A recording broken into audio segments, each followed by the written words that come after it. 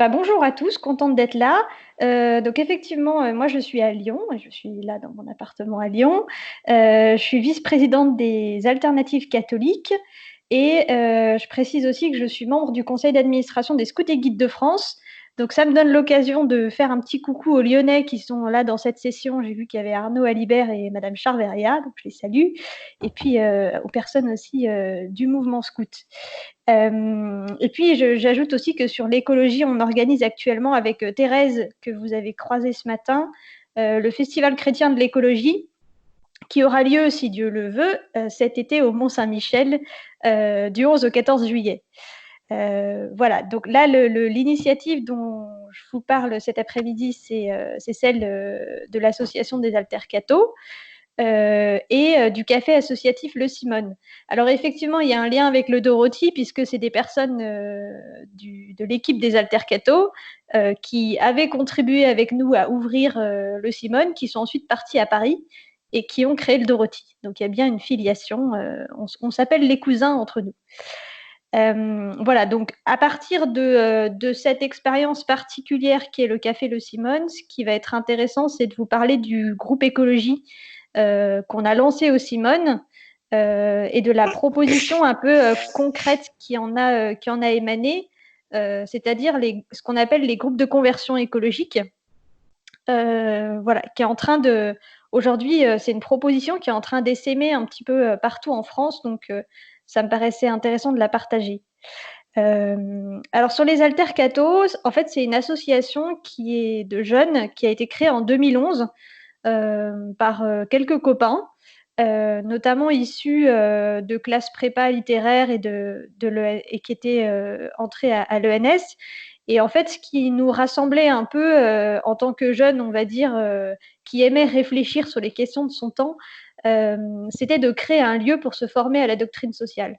Donc vraiment, l'association est née de ça au départ, de, de jeunes chrétiens qui disaient, nous, si on veut vivre une vie spirituelle, il y a des endroits, si on veut aller rejoindre un groupe de prière, faire de l'action sociale, il y a plein de choses.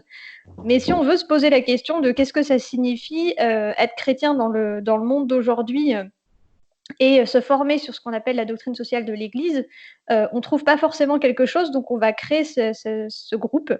Et on disait pour rigoler qu'on voulait pas être des chrétiens du dimanche. Voilà, donc dans cette idée de qu'est-ce que ça signifie être chrétien dans le reste de notre vie.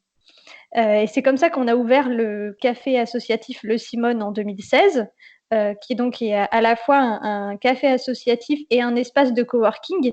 Donc un lieu assez complet parce qu'il fonctionne comme un café, mais il est aussi ouvert à des personnes qui travaillent, qui en fait y ont leur bureau. Donc voilà, le coworking, pour ceux qui ne connaissent pas, c'est un espace de bureau partagé où les personnes viennent travailler ensemble à partir de leurs différents métiers. Donc en fait, pourquoi aussi le Simone, le fait d'ouvrir ce café associatif a été pour nous un aboutissement, c'est que c'était à la fois poursuivre notre rôle notre vocation à avoir un lieu de débat, qui soit un lieu de débat ouvert sur l'extérieur, c'est-à-dire on ouvre une espèce de petite agora, les gens peuvent venir à des conférences dans ce lieu. Et puis mettre en pratique aussi la doctrine sociale, puisque le fait d'avoir un lieu, c'est exigeant pour faire des choses. Et donc là, on aimait bien défendre l'idée qu'il fallait sortir du syndrome conférence, c'est-à-dire souvent on va s'abreuver de beaucoup de conférences, de choses très intéressantes, mais il est important derrière de les ancrer dans la réalité. Et le fait d'avoir un lieu, c'était une manière exigeante de se dire, avec un lieu, on va mettre des choses en pratique. Et puis, c'était aussi expérimenter ce que c'est que l'Église en tant que diversité de communautés et que l'Église existe aussi en dehors des paroisses et elle est aussi toute cette vie-là, certes qui est en lien avec les paroisses, mais qui peut aussi être un peu en dehors. Voilà. Aussi, ce que je voulais dire vis-à-vis sur la question de la pastorale des jeunes, c'est que l'expérience qu'on a eue de pouvoir créer ce café ensemble, avec vraiment, porté par une équipe de jeunes, c'est aussi que ça a été pour nous un beau témoignage de subsidiarité et de confiance que l'Église nous a faite, c'est-à-dire que le diocèse a accompagné notre projet via sa fondation. Donc au départ, on avait des travaux à faire dans le café pour le lancer, et il y a eu vraiment une très belle confiance faite à des jeunes. Voilà, donc un groupe de jeunes qui avaient une proposition et une confiance qui nous a été donnée. Donc ça, c'est quelque chose de très beau, je trouve, dans l'Église. Et Monseigneur Gobillard à Lyon, quand il était au synode des jeunes, je sais qu'il a témoigné en parlant des altercatos et du Simone, en disant voilà des jeunes qui n'attendent pas après l'institution et qui font des choses, mais voilà, c'est aussi l'institution qui a à un moment, pour le coup, fait confiance, et ça c'est assez beau. Donc du coup, pour vous figurer un petit peu ce qu'est le Simone, vous pourrez aller regarder aussi sur notre site, hein, vous trouverez assez facilement qu'a fait le Simone Lyon. Donc c'est à la fois un coworking, comme je disais, c'est-à-dire qu'il y a une quarantaine de personnes qui travaillent, qui viennent là pour travailler. C'est pas du tout un coworking catho, au sens où il y a des personnes, une diversité de personnes qui cherchent d'abord un lieu de travail, un lieu de sociabilité, puisque c'est ça qui est important dans le coworking.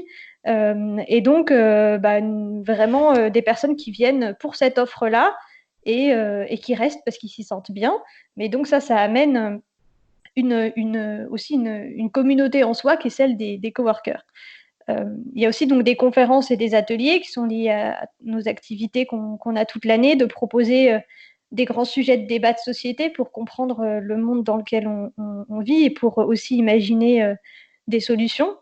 Il y a aussi des soirées conviviales, donc, qui rentrent vraiment dans notre rôle de café associatif et café de quartier, avec des soirées chansons, des soirées jeux, voilà, donc tout un tas de propositions. Et le lieu a aussi, le Simone a aussi un rôle d'accueil d'autres associations. C'est-à-dire que des associations sociales, des associations engagées en écologie, des associations d'église, donc on peut citer l'association Entourage, les entrepreneurs et dirigeants chrétiens, ou Coexister, vont avoir des réunions au Simone, vont pouvoir aussi se servir du lieu pour des rassemblements et des soirées. Voilà, donc c'est un lieu qui est assez complet dans ses différentes activités, et qui tourne avec un salarié à temps plein qui est en fait, on appelle le directeur du Simone, qui gère vraiment tout, et notamment les inscriptions au coworking, et une autre personne qui est plutôt sur du temps de service. Et je n'ai pas précisé, mais le Simone est aussi une galerie d'art. Donc voilà, c'est un peu comme le Dorothy, c'est un lieu assez complet. Et donc le groupe écologie dont je vais vous parler maintenant, en fait, il est vraiment né dans ce bain-là, juste après l'ouverture du Simone et après la lecture de l'encyclique. C'est-à-dire qu'après avoir lu l'encyclique, moi j'ai été vraiment personnellement touchée par ce texte, et je me suis dit comment ne faire en sorte qu'il ne soit pas lettre morte. Et donc j'ai eu l'idée, dans le cadre de notre programmation qu'on a au Simone, de lancer un petit groupe de conversion écologique avec deux copains qui étaient vraiment très avancés dans leur réflexion et dans la mise en pratique de l'écologie dans leur vie, en me disant on va s'appuyer sur vous, et puis on va essayer de cheminer ensemble en lisant l'encyclique et en se demandant ce qu'elle signifie dans nos vies, et ce qu'on peut en tirer en termes d'action individuelle et collective. Donc en fait, à partir de cette idée-là qu'on avait il faut donner des conséquences concrètes à l'encyclique, on a créé un parcours sur un an qui est avec à la fois la lecture du texte, le fait de prendre des engagements individuels et des engagements collectifs. Et puis, du coup, il y a tout un tas de réalisations qui sont nées de ce parcours, donc qui s'est fait maintenant depuis 4 ans. Donc il y a déjà 4 années derrière nous de parcours et de belles réalisations. On voit vraiment les fruits, en fait, dans ce qui a pu sortir de ce parcours, puisque on a créé au Simone notamment une AMAP. Donc je ne sais pas si vous voyez ce que c'est. C'est euh, des paniers en lien avec un producteur, donc de fruits et légumes, où les personnes s'inscrivent et puis peuvent venir chercher leur panier. Et aujourd'hui, rien que cette AMAP, c'est 50 paniers, donc 50 ménages qui viennent se nourrir au Simone de tout le quartier, enfin même de Lyon, quoi. Donc ça, déjà, c'est assez fou de dire qu'à partir d'une réflexion thématique sur se nourrir et qu'est-ce que l'encyclique peut m'apporter sur cet aspect-là, des chrétiens peuvent lancer une AMAP, ou derrière des personnes qui veulent se nourrir et accéder à une AMAP vont le faire dans un café chrétien. Voilà, donc c'est un exemple, mais après on a aussi mis des bacs de plantation sur la place à côté du Simone, où il y a différentes personnes du quartier qui sont aussi un peu impliquées. Et puis à partir de ces bacs de plantation, ça a aussi rassemblé des personnes qui ont parlé de faire un compost de quartier. Donc ça, c'est un projet qui est aussi sur les rails. Et puis il y a eu plein d'événements d'organiser. Enfin, ça a vraiment abouti aussi à tout un tas d'actions collectives autour de l'écologie. Du coup, à partir de ce qu'on a vécu, qui a été aussi, je ne l'ai pas souligné, mais ça a été aussi une conversion personnelle pour moi, conversion écologique forte, c'est-à-dire redonner un autre sens à ma foi et puis adopter un autre style de vie. À partir de ce qu'on a pu voir comme fruit en fait de conversion écologique, quand on fait les bilans de l'année, c'est assez extraordinaire de voir comme les gens ont changé de vie. Ça nous a donné envie aussi de témoigner.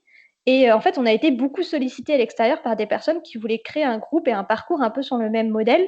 Et on s'est aussi aperçu que partout en France, des chrétiens avaient fait un peu pareil, de se lancer comme ça dans la création de parcours. Donc, notamment à Paris, il y a un groupe dans le 13e qui nous a étonnés parce que ça ressemblait énormément à ce qu'on faisait. Et en fait, c'est toutes les sollicitations que j'avais de manière croissante pour s'inspirer de ce qu'on avait fait et ce que je voyais autour de moi m'ont poussé à écrire un livre qui va paraître en mai. Donc voilà, la parution est décalée, elle devait avoir lieu en avril, qui va s'appeler Laudato Si en acte, petit guide de conversion écologique. Et donc, ce livre sera fait avec des initiatives, des témoignages de personnes qui ont construit ce type de groupe, et aussi des éléments de méthode à adapter dans différents contextes, et puis des ressources, des petits topos sur les thématiques, des pistes d'action. Donc voilà, dans l'idée vraiment que ça puisse, notre expérience, servir aujourd'hui à d'autres. Et moi, le fait de faire ce livre m'a justement amené à découvrir que il y a vraiment quelque chose qui se passe partout dans l'Église, où il y a des groupes qui se lancent, des chrétiens dans leur quartier, qui décident de lancer un groupe pour avancer ensemble dans la conversion écologique, des paroisses, alors souvent qui ont le label Église verte, qui est un très très bon appui, dont on a entendu parler, mais plein de contextes. À RCF, ils ont aussi lancé des groupes de conversion écologique pour cheminer ensemble, donc dans le monde du travail, quoi, ce qui est encore un autre contexte, et puis dans des mouvements de jeunes. Donc du coup, vraiment, le fait de voir tout ça m'a confirmé dans le fait qu'aujourd'hui, on pouvait avoir ce type de propositions d'église qui sont à la fois très simples, et qui en même temps peuvent vraiment apporter aux jeunes, donc, au sens où, par exemple, Laudato Si Paris 13, ce qu'ils disent, c'est que c'est important justement d'avoir cette démarche de se retrouver en groupe autour de la conversion écologique, parce que les jeunes adultes font justement des choix de vie. Et c'est à ce moment où on fait des choix de vie que le fait de réfléchir sur l'implication de Laudato Si dans nos vies peut vraiment beaucoup apporter. Il y a aussi la question de la spiritualité, de la manière dont on réinvestit différemment notre spiritualité, la manière dont ça peut permettre de faire de l'évangélisation, en allant à partir de notre groupe voir aussi d'autres groupes, d'autres associations, d'aller à la rencontre. Et puis le fait de faire le lien entre sa foi et sa manière d'investir la société avec le fait de redonner du sens à la doctrine sociale. Et en fait, tout ça, aujourd'hui, ça peut vraiment créer une proposition forte et porteuse pour les jeunes qui souvent sont très sensibilisés sur l'écologie, très engagés, très demandeurs, mais ne font pas forcément le lien avec leur foi. Et donc là, c'est aussi retisser ce lien de sens et parfois se rendre compte que tout ça est lié, comme dit le pape François, mais aussi que ça peut redonner une autre vision de la foi qu'on n'avait peut-être pas à l'origine. Voilà, donc je suis un peu là pour témoigner et pour parler de cette chouette proposition. Et donc j'espère que le livre va bien pouvoir paraître en mai, auquel cas je pourrais diffuser des éléments éventuellement. Voilà.